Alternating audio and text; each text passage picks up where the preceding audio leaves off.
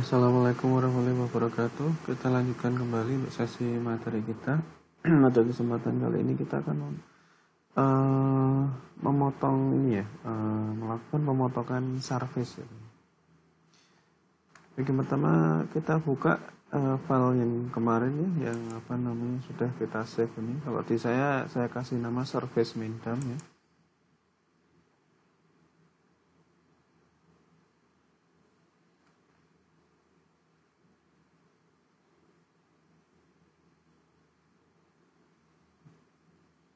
Ya.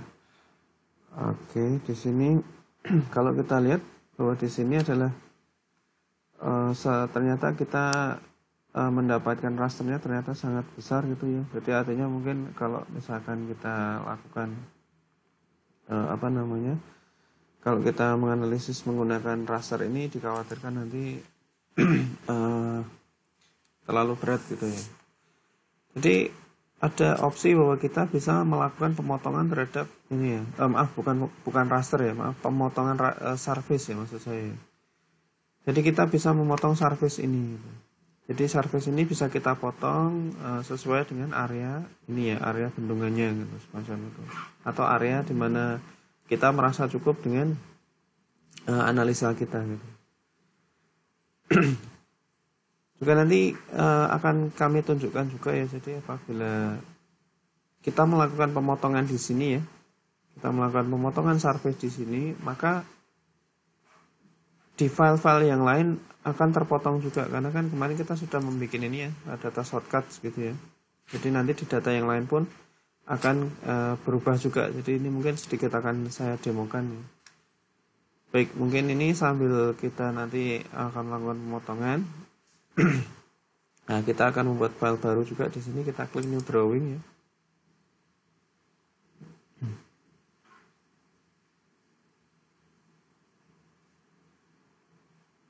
Ya oke, kita sudah new drawing. Pertama kita atur juga setting ini ya. Setting koordinatnya ya. Setting koordinatnya kita atur ya, karena di sini kita belum muncul geolocation-nya ya. Kemudian kita lakukan ini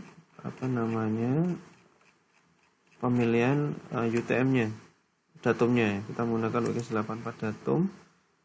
Nah, di sini kita 49S ya. Nah, oke, kita klik OK. Nah, ini ya sudah ada geolocation-nya ya. Jadi kita drawing 2 ya, kita membuat file baru ya. Nah, kemudian karena kemarin kita sudah membuat data shortcut ya. Jadi kita bisa memanggil file surface kemarin dari data shortcut ini. Nah, ini kita klik di sini ya. Ini kan ada surface ya. Nah, ini ada ini adalah surface yang kemarin kita buat. Maaf ya.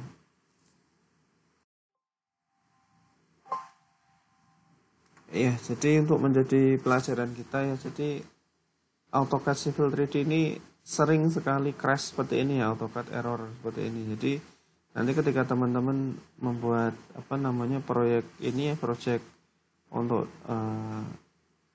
Civil 3D, pastikan teman-teman sering melakukan saving gitu ya terhadap ini.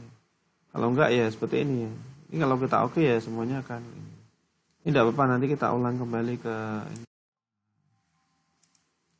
kembali prosesnya. Baik, kita oke aja. Nah, di sini ada recovernya ya. Lah, untung ada seperti ini. Jadi kalau ini bisa direcover ya. Jadi kalau teman-teman mungkin lupa nge-save terus kemudian sudah berjalan cukup jauh. Nah, di sini ada ini ya.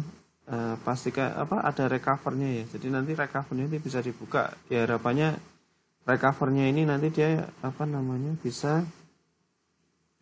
bisa membackup file terakhir yang tercatat gitu, sebenarnya apabila teman-teman lupa melakukan save. Ya ini kita yes juga tidak apa-apa ya. Ya oke, untuk mengulang kembali mungkin ini saya pause dulu ya. Kita lanjutkan kembali ya. Jadi kalau nanti teman-teman sudah melakukan membuka kembali Civil 3D-nya, maka ini ada drawing recovery ya. Jadi bisa nanti ya untuk recovery-nya nanti teman-teman bisa menggunakan file-file yang ada di sini ya. Jadi di sini nanti bisa karena ini kan backup hasil recovery-nya. Gitu. Nanti bisa mengklik file yang ada di sini kemudian bisa dibuka kembali.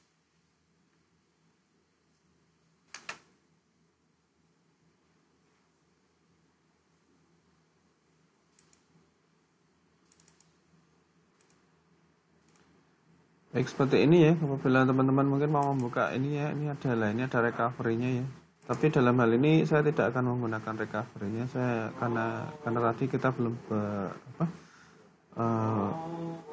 belum terlalu banyak ya, jadi saya mau menggunakan aslinya. Ini saya close dulu.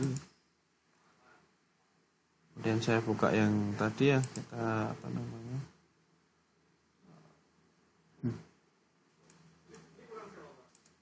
kita buka file aslinya.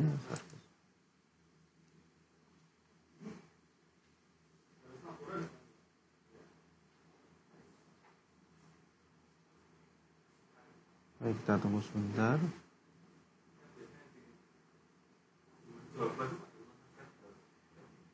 Nah, sudah, kita ke new drawing ya.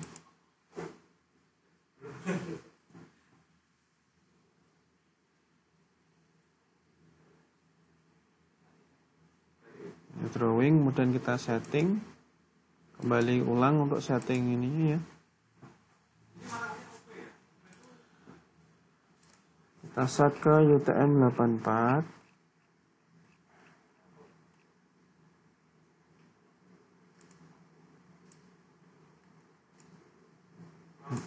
Terus sini 49S. Oke. Nah, oke ya, ini geolokasinya sudah ada, sudah terdetek. Kita ke prospektor.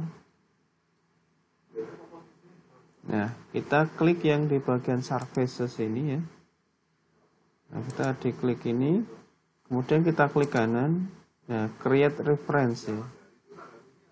Ya, saya ulangi ya. Kita di prospektor, kita klik, terus kemudian di bawah sini ya, ada data shortcut, di bawahnya ada surface yang sudah kita buat.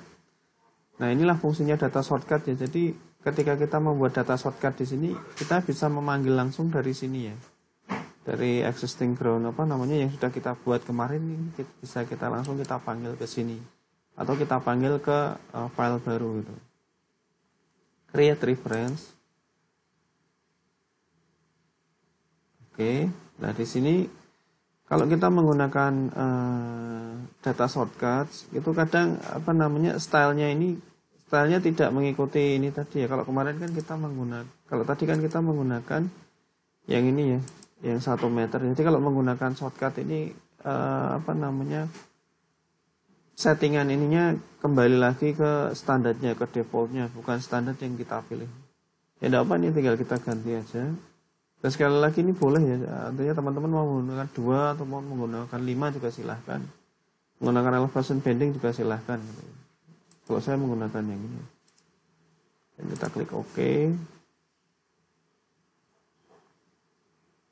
Ya, untuk menampilkan kembali kita klik zoom Z ya, Z, enter, dan kita ketik E atau extend ya, kita ketik E kemudian kita enter lagi. Nah, ini adalah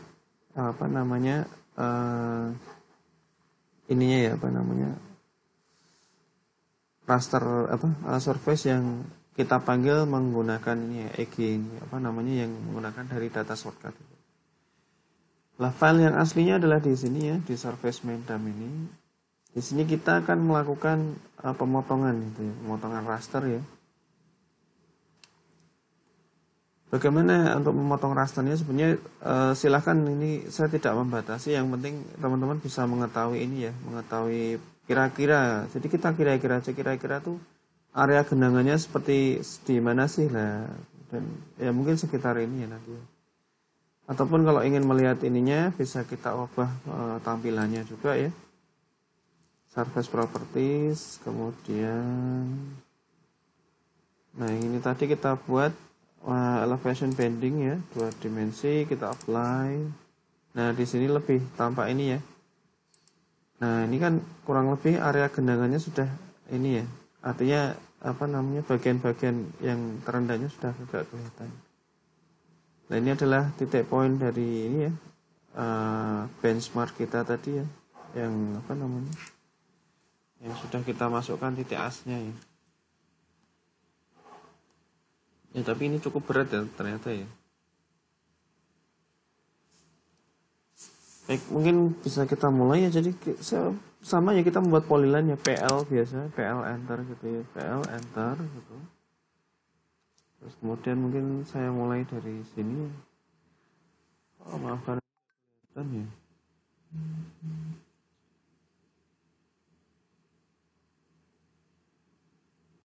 Karena ini mungkin tidak kelihatan, ini ya, saya ubah kembali aja ya. Saya ubah kembali ini surface properties, saya ubah kembali ke tadi aja ya, kontur aja lah ya. Kontur aja, tapi mungkin saya yang 2 meter ini juga tidak apa-apa ya. Nah ini oke. Nah, saya akan membuat polyline ya, polyline biasa, polyline enter. Ya, kita mulai dari sisi sini misalkan ya. Kita mulai dari sisi situ ya. Kemudian kita lanjut ke sini. Kita lanjut lagi ke sini. Dan kita lanjut ke sini. Ya, intinya ini perkiraan aja ya. Jadi kira-kira tuh seberapa sih gitu ya.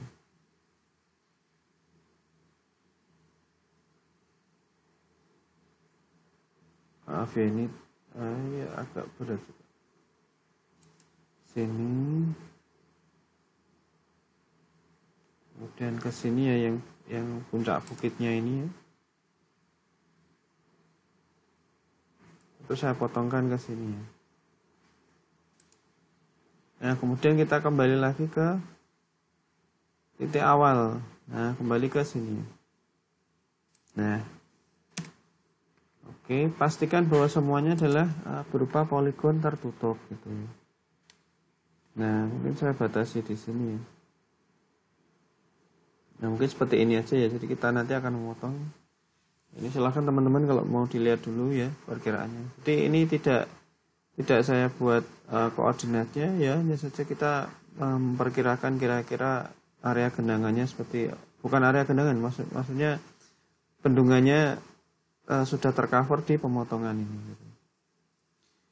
Baik, ini dibuat tadi ya menggunakan polyline ya, karena kalau membuat menggunakan line garisnya tidak tertutup atau tidak bisa membentuk suatu poligon tertutup.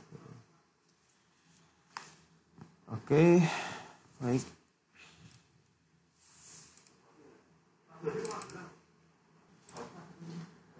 Baik, kita lanjut lagi untuk melakukan pemotongan ini ya, pemotongan surface-nya ya. Jadi surface-nya yang semula sebesar ini ya, akan kita potong menjadi sebesar ini ya. Pemotongannya. Kita lakukan pemotongan ini agar tidak terlalu berat di analisisnya juga. Ini kalau mau diedit juga silahkan, mau ditarik ke sini juga silahkan. Jadi perkiraan aja ya, sekiranya nanti bisa ini kita tutupkan ini.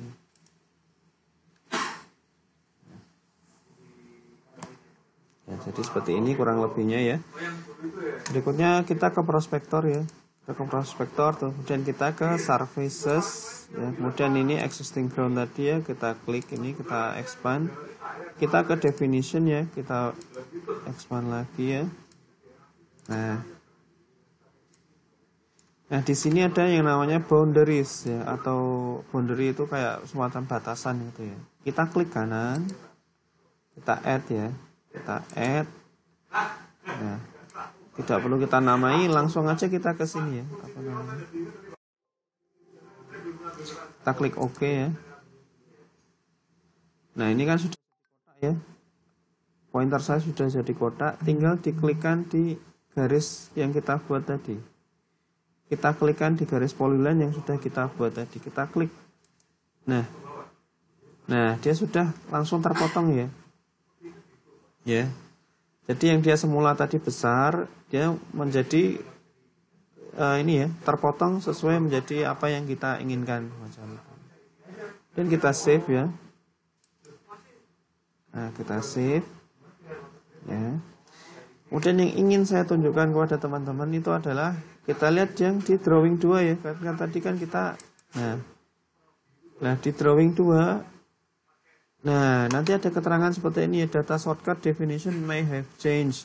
Jadi kalau apa namanya menggunakan ini ya, data shortcut ini ya, menggunakan data shortcut ini ketika sumber gambarnya mengalami perubahan ya. Sekali lagi apabila kita menggunakan data shortcut ini, apabila gambar referensi kita mengalami perubahan, maka di sini bisa yang namanya synchronize ya. Ketika kita lakukan synchronize, maka apa hasilnya? Maka hasilnya adalah raster ini akan surface ini akan terpotong sesuai dengan file masternya, yaitu file di surface min.dam tadi. Kita tinggal melakukan synchronize ya. Kita klik.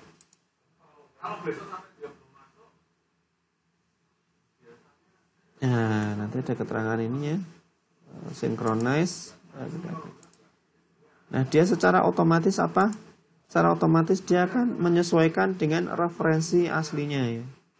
Nah, ini adalah keuntungan dari apa? Jadi kita menggunakan data shortcut ini. Nah, semacam itu.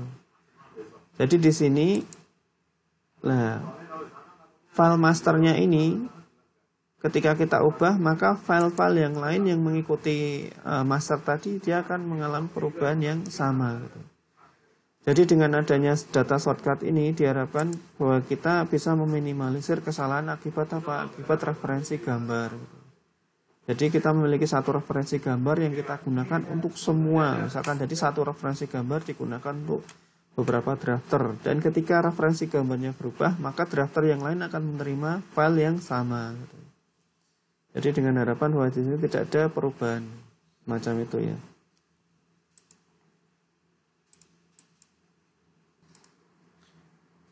Baik, kita lanjut kembali ya. Jadi seperti yang sebelumnya kita menginput ini ya, menginput insert ini ya, point from file tadi untuk apa? Menginput. Jadi kita bekerja di ini ya, di layer yang baru ya, atau di gambar ini, gambar kerja baru ya, di drawing 2 ya. Kita import tadi ya yang apa? Data CSV koordinat as bendungan untuk kita letakkan di sini ya. Kita klik open. Oke ya, add point to point group, kita klik OK. Nah, dia sudah muncul ya di sini ya. Kita sama, kita klik, kemudian kita klik kiri ya, kemudian kita klik kanan. Point group properties. Ini hanya untuk merubah tampilan sama merubah keterangannya ya. Kita menggunakan benchmark boleh, menggunakan apa juga boleh, silakan. Nah, ini kita kasih northing and easting. Ini sebenarnya ini hanya opsi untuk tampilan displaynya aja ya, jadi nggak diwajibkan ini. Ini nggak dirubah pun juga nggak apa-apa. Nah, ini dia langsung berubah menyebutkan ini.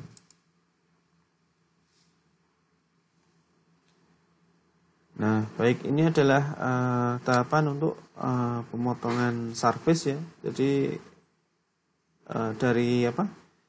Dari pembuatan data shortcut, kemudian pembuatan ini ya, apa namanya, surface di gambar baru, kemudian ada sinkronisasi tadi ya, menggunakan ini ya, karena ada perubahan pada master gambarnya, maka di sini akan berubah, langsung otomatis berubah dengan menggunakan sinkronisasi tadi.